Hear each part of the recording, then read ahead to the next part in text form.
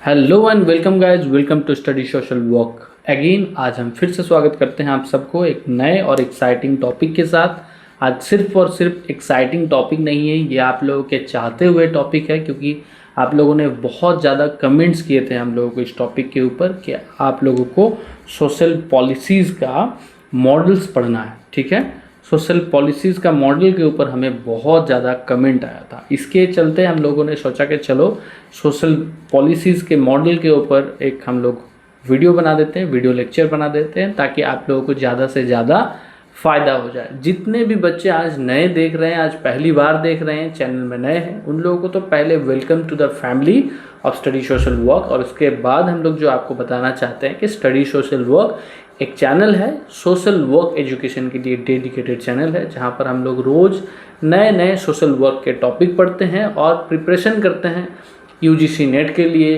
MSW के लिए, BSW के लिए। तो अगर आप लोगों में से कोई भी ऐसे बंदे हैं जो एमएसडब्ल्यू पढ़ाई कर रहे हैं, बीएसडब्ल्यू कर रहे हैं या यूजीसी नेट के लिए प्रिपरेशन कर रहे हैं, तो आप लोग एकदम सही जगह हैं। आप सब्सक्राइब कर लीजिए। और अगर आप इनमें से भी नहीं हैं लेकिन आपको सोशल वर्क जानना है, सीखना है, तभी भी आप लोगों के लिए चैनल बहुत हेल्पफुल होने वाला है। काफ़ी सारे कंटेंट हैं जो फ्रीली अवेलेबल है, आप लोग देख सकते हैं। और यूट्यूब में बहुत सारी चीज़ें हैं जो आपके काम के हैं। तो आप लोग हमारे साथ बने रहिए। और आज का जो टॉपिक है वो है मॉडल्स ऑफ सोशल पॉलिसीज़। देखिए ये यूनिट 7 में है। और यूनिट 7 में कहाँ से है, क्योंकि जो यूजीसी नेट का सोशल वर्क के जो सिलेबस है उसमें से यूनिट 7 जो सोशल पॉलिसीज़ के ऊपर है, और सोशल पॉलिसीज़ का ही एक छोटा सा पार्ट है मॉडल ऑफ सोशल पॉलिसीज़, जिसको समझने में थोड़ा सा मुश्किल हो जाता है हम लोगों को। ठीक है, लेकिन आज हम लोग जिस तरीके से पढ़ाई करेंगे आप लोगों को कोई भी कन्फ्यूज़न नहीं होगा। ठीक है, अब देखिए हम लोग जो आज मॉडल पढ़ेंगे वो 3 मॉडल्स पढ़ेंगे। ये 3 मॉडल जो हैं वो दिया हुआ है रिचर्ड टिटमस जी के माध्यम से। रिचर्ड टिटमस जी एक पॉलिसी मेकर या पॉलिसी स्कॉलर हैं, आप हम लोग कह सकते हैं, ब्रिटिश पॉलिसी स्कॉलर, जिन्होंने बहुत सारी चीज़ों के ऊपर काम किया है। उसमें से सोशल पॉलिसी एक बहुत ही बड़ा पार्ट है।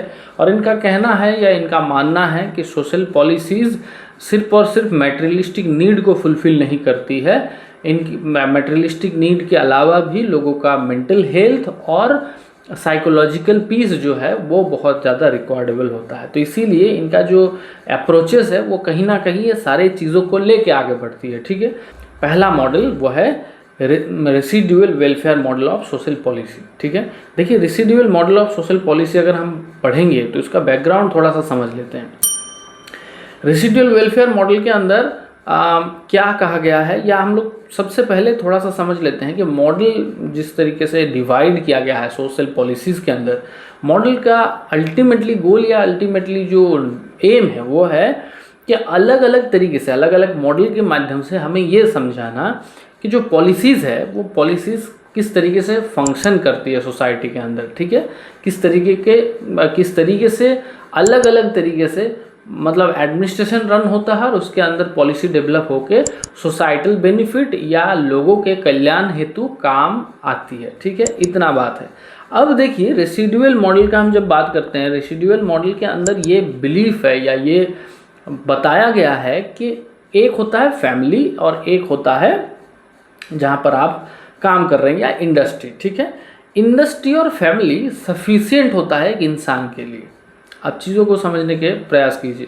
इंडस्ट्री भी बोल सकते हैं या मार्केट भी बोल सकते हैं। ठीक है, तो 2 चीज़ है, एक है फैमिली जहाँ पर आपको जो बहुत सारे सपोर्ट मिल जाता है, जैसे हम लोगों को मेंटल सपोर्ट मिल जाता है, साइकोलॉजिकल सपोर्ट मिल जाता है, लर्निंग सपोर्ट मिल जाता है, इस तरीके का सपोर्ट मिलता है।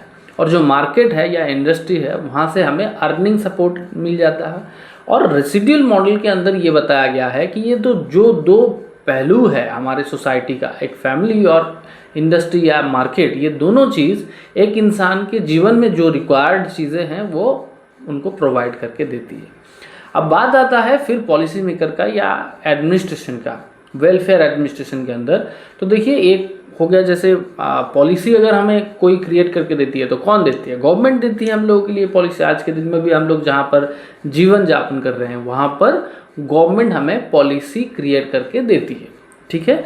तो यहाँ पर जो रेसिडुअल मॉडल है, रेसिडुअल वेलफेयर मॉडल, यहाँ पर गवर्नमेंट का एक्टिविटी बहुत कम होता है या पॉलिसी का इंटरवेंशन बहुत कम होता है। पॉलिसी इसी तरीके से बनाया हुआ होता है कि मार्केट को और इंडिविजुअल को फ्री छोड़ा जाता है। मतलब जो लोग मार्केट को डेवलप कर रहे हैं, प्रोडक्शन कर रहे हैं या एंटरप्रेन्योरशिप कर रहे हैं, जो भी एक ग्रुप ऑफ पीपल है जो लोग मार्केट को चला रहे हैं या इंडस्ट्री को ग्रो कर रहे हैं, उसमें गवर्नमेंट का इंटरवेंशन कम है। पीपल और मार्केट इन दोनों का ही योग साधन है कि लो भाई तुम लोगों को मैंने फ्री हैंड दे दिया, अब तुम लोग प्रोडक्शन करो इस हिसाब से, मार्केटिंग करो इस हिसाब से कि इकोनॉमिकल ग्रोथ आए और एक दूसरे के माध्यम से लोग हेल्प हो पाए। जैसे मार्केट हो गया एक पहलू और एक हो गया इंडिविजुअल। इंडिविजुअल ज़्यादा अर्निंग करेगा तो मार्केट से उसको ज़्यादा पैसा मिलेगा और उसका जो भी दिनचर्या में चीज़ें हैं, रिक्वायर्डेबल चीज़ें हैं, फैमिली के लिए जो चीज़ें हैं वो उससे मीट कर पाएगा, ठीक है। तो पहला बैकग्राउंड में बात हम लोग क्या कर दिए कि जो इन्वॉल्वमेंट है वो कम है।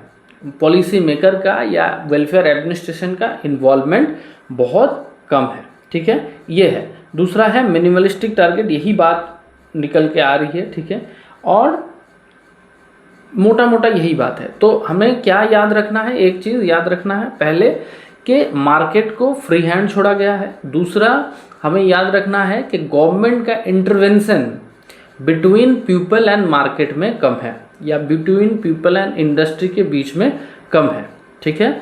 और जो सपोर्ट सिस्टम है वो बहुत ही कम दिया जा रहा है। अब थोड़ा सा अगर हम आगे बढ़े तो है कि सपोर्ट सिस्टम जो है वो एक फ़िल्टर के अंदर दिया जाता है। फ़िल्टर के अंदर का मतलब क्या हम बात करने की कोशिश कर रहे हैं कि किसी को भी अगर रिक्वायरमेंट है किसी तरीके का सपोर्ट का, पॉलिसी इसी तरीके से बनाया जाएगा इस मॉडल के अंदर कि एक फिल्ट्रेशन होगा कि इन इंसान को, इस इंडिविजुअल को एक्चुअली नीड है कि नहीं है, ठीक है।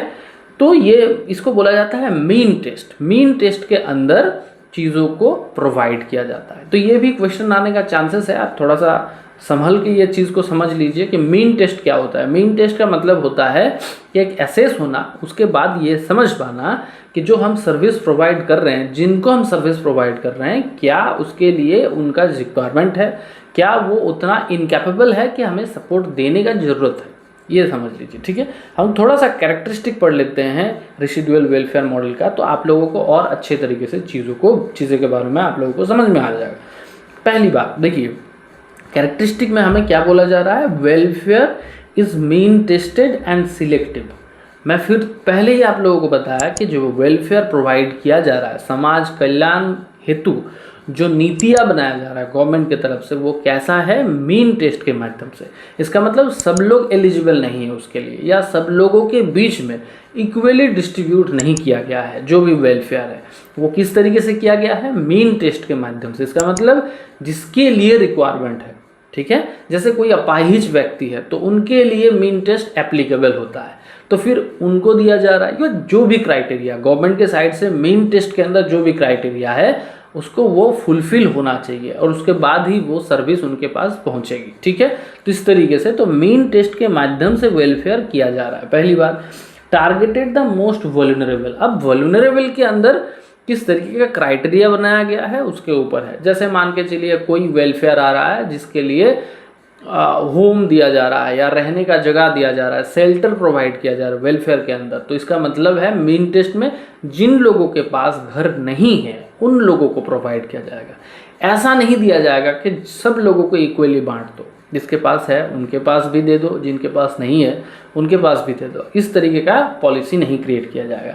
Target the most vulnerable community, जो इनके लिए रिक्वायरमेंट है, जो जूझ रहे हैं प्रॉब्लम के साथ, उनको दिया जा रहा है। तो देखिए हमने अभी तक क्या समझा? एक बात हमने समझा कि मार्केट को फ्री छोड़ा गया है, लोगों के और मार्केट के बीच में गवर्नमेंट का इंटरवेंशन बहुत कम है। गवर्नमेंट जो पॉलिसी क्रिएट करके दे रही है वो मेन टेस्ट के आधार पे दिया जा रहा है, जो रेसिडुअल मॉडल का बात है।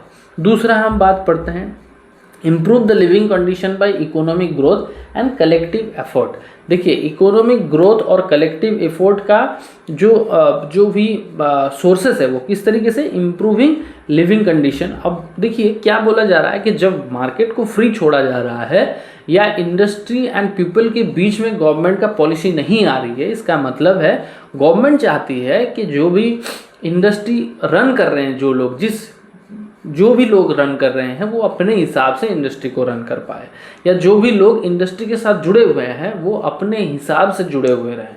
यहाँ पर गवर्नमेंट का इंटरवेंशन बहुत कम है। और जब इस तरीके का मार्केट को फ्री छोड़ा जाता है तो दो चीज़ होता है, एक प्रोज के अंदर ऐसा होता है कि प्रोग्रेस बहुत देखने को मिलता है क्योंकि लोग अपने हिसाब से काम करते हैं और लोग अपने हिसाब से बिजनेस को या इंडस्ट्री को एक्सपेंड कर पाते हैं। और दूसरा एक कॉन्स भी है या एक डिसएडवांटेज भी है, वो है डायरेक्शन ना मिलना। जिस तरीके से अगर पॉलिसीज क्रिएट ना होगा तो डायरेक्शन लेस होने का चांसेस होता है। ठीक है, ये दो तरीके का चीज़ें आपको याद रखना पड़ेगा। तो देखिए जब फ्री छोड़ा जाता है तो इकोनॉमिक ग्रोथ होने का चांसेस भी देखने को मिलता है। तो दूसरा जो पॉइंट है वो है लिविंग कंडीशन को सुधारने का बात हो रहा है, not by providing service, by economical growth. मतलब पॉलिसीज के माध्यम से लिविंग कंडीशन को सुधारना ये टारगेट नहीं है, इकोनॉमिकल ग्रोथ के माध्यम से लिविंग कंडीशन को सुधारना होता है। ठीक है, पॉलिसी किस लिए है, वल्नरेबल कम्युनिटी के लिए और मेन टेस्ट के माध्यम से जो लोग एप्लीकेबल हो रहे हैं। ठीक है, तीसरा जो involve bottom up approach and uses strategies to assess building. Bottom up approach का मतलब होता है नीचे से ऊपर की तरफ जाना। ठीक है, नीचे से ऊपर की तरफ जाना इस बॉटम अप।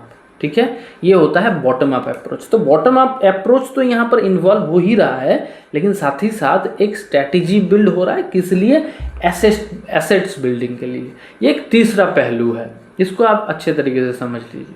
गवर्नमेंट की तरफ से या पॉलिसी मेकर्स के तरफ से मार्केट को फ्री छोड़ा हुआ है, ठीक है, लेकिन गवर्नमेंट उस एसेट्स को क्रिएट करके दे रही है मार्केट के लिए ताकि मार्केट और अच्छे तरीके से फंक्शन हो पाए। पॉलिसी मार्केट के फंक्शनलिटी के अंदर नहीं आ रही है, लेकिन मार्केट का कोई एसेट्स बिल्ड, जैसे बिल्डिंग क्रिएट कर देना, रोड क्रिएट कर देना ताकि कम्युनिकेशन अच्छा हो पाए, बिल्डिंग्स क्रिएट कर देना ताकि मार्केट बन पाए, मार्केट एरिया क्रिएट कर देना, या जो लोग काम करने आ रहे हैं उनके लिए कोई जगह बंदोबस्त कर देना। इस तरीके का जो एसेट्स है उस तरीके का एसेट्स क्रिएटिंग में गवर्नमेंट का इंटरवेंशन हो सकती है। ठीक है, तो ये है, और ये बॉटम अप अप्रोच है, नीचे की तरफ से, मतलब ग्राउंड लेवल पे सर्वे करके जो रिक्वायर्डेबल है, जो भी चीज़ नीडी है उस तरीके का चीज़ों को एग्जीक्यूट करना। क्यों, क्योंकि ये मेन टेस्ट के अंदर आता है ना। एसेस करने के बाद चीज़ों को करना ही मेन टेस्ट के अंदर आता है। जहाँ पर एसेस नहीं हो रहा है सबके लिए सेम है, वो मेन टेस्ट के अंदर नहीं आता है। ठीक है, अब चौथा है focus on individuals responsibility encouraging self reliance. अब हम लोग ये बात करते हैं कि लोगों के जो रिस्पॉन्सिबिलिटी है उसके ऊपर फोकस होता है और एनकरेज किया जाता है सेल्फ रिलायंस होने के लिए। चीज़ों को आप समझिए कि लोगों को इस तरीके से इनकरेज किया जा रहा है इस मॉडल के अंदर कि लोग खुद काम कर पाए, जितना ज़्यादा काम कर पाए उतना ज़्यादा अर्निंग और उतना ज़्यादा उनका लिविंग कंडीशन अच्छा होना। जितना इकोनॉमिकली इंसान स्टेबल हो जाएंगे उतना उनका लिविंग कंडीशन भी अच्छा हो जाएगा अकॉर्डिंग टू दिस मॉडल। ठीक है, ये मैं नहीं बोल रहा हूँ, ठीक है, ये मॉडल का कहना है कि रेसिडुअल मॉडल ये कहती है कि लोग उतना ही अच्छा रह पाएंगे जब हम लोग उनके लिए उस तरीके का एटमॉस्फेयर इकोसिस्टम बना के देंगे। तो इसीलिए गवर्नमेंट की तरफ से या इस मॉडल की तरफ से ये एनकरेजमेंट आता है कि लोगों को एनकरेज करे कि वो लोग अच्छा काम करें, ज़्यादा काम करें। ठीक है, ये बात होता है। और क्या है, the state is safety net rather than the primary welfare provider. ये हम लोगों ने पहले भी पढ़ा और फिर भी हम लोग बात कर रहे हैं कि जो स्टेट है मतलब कंट्री जो है वो सर्विस प्रोवाइडर के तरह जैसा काम नहीं कर रहा है। मतलब चलो हेल्थ का दे दिया सर्विस, सबके लिए मुफ्त चिकित्सा, सबके लिए मुफ्त राशन, सबके लिए मुफ्त एजुकेशन, इस तरीके का नहीं। काम करो, अच्छे तरीके से अर्निंग करो और ये सारे चीज़ खुद करो। लेकिन जब आप कैपेबल नहीं हो पाएंगे काम के लिए तब गवर्नमेंट इंटरवेंशन कर सकती है थ्रू मेन टेस्ट। आपको टेस्ट करने के बाद कि चलो आप वल्नरेबल कम्युनिटी के अंदर आते हैं या आप कैपेबल नहीं हैं, आप मेन टेस्ट को एलिजिबल करते हैं और उसके बाद आपको सर्विस प्रोवाइड किया जा रहा है। तो इस तरीके का चीज़ें हो सकती है, लेकिन जो स्टेट है वो सेफ्टी नेट है, ठीक है। State is a safety net rather than primary welfare. मतलब जब नहीं हो पा रहा है अपने से, तब गवर्नमेंट का या स्टेट का, कंट्री का इन्वॉल्वमेंट हो रहा है। लेकिन प्राइमरी लेवल पे जो फोकस किया जा रहा है वो फोकस कहाँ हो रहा है, इंडिविजुअल रिस्पॉन्सिबिलिटी, कि ये तुम्हारा काम है, तुमको ये करना है, तुम अच्छे तरीके से इसको करो, जितना काम करोगे उतना अर्निंग करोगे, ठीक है। Closely related with laissez faire approach. Laissez faire approach क्या है ये थोड़ा सा समझ लेते हैं, क्योंकि यहाँ से सवाल आने का चांसेस बहुत होता है ना। तो लेजर फेयर क्या होता है? लेजर फेयर एक फ्रेंच टर्म है, एक फ्रेंच टर्म है, और इस फ्रेंच टर्म के अंदर यही बोला जाता है कि डिसीजन मेकिंग में जो लोग बेनिफिशरीज है या जो लोग इंटरवेंशन कर रहे हैं, जैसे ग्रुप को या कम्युनिटी को खुद डिसीजन मेकिंग का चांसेस देना, खुद डिसीजन मेकिंग में ऑटोनोमस छोड़ देना, ये लेजर फेयर का ऑब्जेक्टिव है या अप्रोच है। लेजर फेयर जो वर्ड है ये फ्रेंच वर्ड है, जिसका अगर हम टर्म टू टर्म कन्वर्ट करेंगे तो उसका मतलब होता है let's do whatever they want to do, ठीक है। मतलब जो तुम करना चाहते हो वो कर लो, ठीक है। तो ये होता है लेजर फेयर अप्रोच के अंदर। लेजर फेयर से सवाल पहले भी आ चुका है, बाद में भी आएगा, तो आप लोग अच्छे तरीके से इस टर्म को समझ लीजिए। सवाल इस तरीके का आता है कि लेजर फेयर अप्रोच कौन से मॉडल के साथ कनेक्टेड है, या लेजर फेयर वर्ड का मतलब क्या है, लेजर फेयर का अप्रोचेस क्या है, या इसका ऑब्जेक्टिव क्या है। इस तरीके का सवाल आने का चांसेस होता है, ठीक है। तो मैं आशा रखता हूँ कि जो रेसिडुअल वेलफेयर मॉडल है ये आप लोगों को समझ में आ गया। फिर मैं एक बार समराइज कर देता हूँ। इस मॉडल के अंदर इंडिविजुअल और मार्केट को फ्री छोड़ा जाता है ताकि वो लोग खूब फंक्शन करें, खूब अर्निंग करें, लोग रिस्पॉन्सिबल हो पाए, अपने ऊपर फोकस कर पाए और अर्निंग कर पाए। जो गवर्नमेंट है वो सर्विस प्रोवाइड करते हैं फिल्टर के दौरान, या इसको बोला जा रहा है मीन टेस्ट के माध्यम से, कि ये इंडिविजुअल लेवल पे टेस्ट करके देख लेते हैं कि कौन कैपेबल नहीं है, उनको ही वेलफेयर दिया जाता है। सबके लिए जेनरिक वे में वेलफेयर को प्रोवाइड नहीं किया जाता है। और तीसरा क्या है? तीसरा है कि गवर्नमेंट एसेट्स बिल्डिंग कर रहे हैं, लेकिन डायरेक्ट इन्वॉल्वमेंट नहीं कर रहे हैं, ठीक है। आप ये वाला फोटो को देखिए, अच्छे तरीके से आप समझिए। यहाँ पर मार्केट और पीपल फ्रीडम है, ताकि क्या हो रहा है कि लोग ज़्यादा अर्निंग कर पा रहे हैं और लोग अपने लाइफ को सुधार कर पा रहे हैं, इम्प्रूव लिविंग कंडीशन, ठीक है। अगर नहीं कर पाते हैं तो क्या कर रहे हैं? गवर्नमेंट एक फिल्टर लगा रहे हैं जिसको बोला जा रहा है मीन टेस्ट, और इसके माध्यम से भी लोगों का मंगल हो रहा है, वेलफेयर हो रहा है। और तीसरा है कि मार्केट के अंदर डायरेक्ट तो इंटरवेंशन नहीं है, लेकिन मार्केट में एसेट्स बिल्ड कर देना गवर्नमेंट का एक वन ऑफ द ऑब्जेक्टिव के अंदर आती है इस मॉडल के अंदर। तो ये तीन चीज़ों के ऊपर ध्यान रखते हुए क्या हो रहा है, इकोनॉमिक ग्रोथ और लिविंग कंडीशन को डेवलप करने का प्रयास हो रहा है। Are you getting my point? आसान, बहुत ज़्यादा मुश्किल नहीं है। ये हो गया रेसिडुअल वेलफेयर मॉडल। इससे अलावा रेसिडुअल वेलफेयर मॉडल से कोई सवाल नहीं आ सकता, कोई ऐसा स्कोप नहीं है जहाँ से आपको कन्फ्यूज़ कर दें, ठीक है। मैं आशा रखता हूँ आप समझ गए होंगे। नॉक सो छोटा सा एक डिक्लेरेशन है, आप थोड़ा सा सुन लीजिए पेशेंट लगा के। हम लोगों ने आप लोगों के प्रिपरेशन के लिए, मोस्टली यूजीसी नेट जेआरएफ के प्रिपरेशन के लिए कोर्स लॉन्च किया है, जिस कोर्स का नाम है UGC net JRF social work champion 2025। अब ये कोर्स जो है वो आपका लॉन्ग टर्म कोर्स है। इसका मतलब आप जून तक, अभी आप ज्वाइन कर लेंगे तो जून तक आप अवेल कर पाएंगे, जब तक आपका यूजीसी नेट जेआरएफ का एग्ज़ाम ना हो जाए, है ना। तो जून तक आप प्रिपरेशन कीजिए। फीस बहुत रिजनेबल है, आप चेक कर लीजिएगा, हमारे ऐप को डाउनलोड कर लीजिएगा।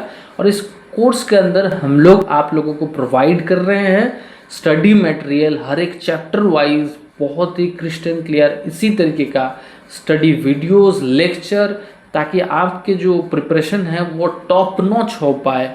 और हम लोग कंप्रेस नोट्स प्रोवाइड कर रहे हैं आपको, ताकि आपका जो पढ़ने का स्पिरिट है वो बहुत बड़ा रहे, और साथ ही साथ बहुत ज़्यादा मेहनत आपको ना करना पड़े नोट्स बनाने में। और साथ ही साथ हम लोग प्रोवाइड कर रहे हैं आपको MCQs, ताकि आप डे टू डे में अपने आप को एवेल्यूएट कर पाएँ। प्रीवियस ईयर का क्वेश्चन भी आपके पास मिलेगा, और chapter wise and mix MCQs हर तरीके का MCQs आपको मिलेगा और सबसे बड़ी बात आप लोगों को सपोर्ट मिलेगा 360 डिग्री। इसका मतलब आप लाइव क्लास में आके अपना सवाल रख सकते हैं, प्रॉब्लम को सॉल्व करवा सकते हैं और बहुत सारी चीज़ों के साथ मिलके हम लोग कोशिश कर रहे हैं एक अच्छा आपको एक्सपीरियंस प्रोवाइड करवाने के लिए, एक अच्छा service and support system provide करने के लिए, ताकि आपका इस बार UGC नेट JRF हो पाए। तो गुजारिश है कि जितना आपका दिन जाएगा उतना ही आपका प्रिपरेशन के लिए कम टाइम बचेगा। जितना जल्दी हो सके आप लोग ये कोर्स को बाय कर लीजिए, ताकि मिलेंगे कोर्स के अंदर, क्योंकि YouTube में सारी चीज़ हम लोग नहीं प्रोवाइड कर सकते हैं, बहुत सारे बैरियर्स होता है, लेकिन वहाँ पर आपको कंप्लीट टॉपिक, कंप्लीट कोर्स आपको मिल जाएगा बहुत ही कम प्राइस में, क्योंकि हमारा पर्पस यही है कि आप लोग बहुत ही अच्छे तरीके से क्वालिफाई कर पाएँ और सोशल वर्क का लर्निंग बनाएं। इस तरीके से हमें पढ़ना है, समझना है, और मैं आशा रखता हूं कि आप लोगों को यहाँ तक काफ़ी अच्छा लगा है और बहुत इंटरेस्टिंग चीज़ें हैं। मुझे लगता है कि मैं कोशिश किया हूँ आप लोगों तक ये चीज़ों को पहुँचाने के लिए। कोई भी चीज़ें कमी रह जाए तो आप लोग बता दीजिएगा, ताकि हम लोग उस चीज़ को और अच्छे तरीके से रिकवर कर ले, सुधार कर पाए और बढ़िया तरीके से आप लोगों को सर्विस प्रोवाइड कर पाएँ। ठीक है, थैंक यू सो मच। जय हिंद, जय भारत। अपना ख्याल रखिए, दूसरे का भी ख्याल रखिए।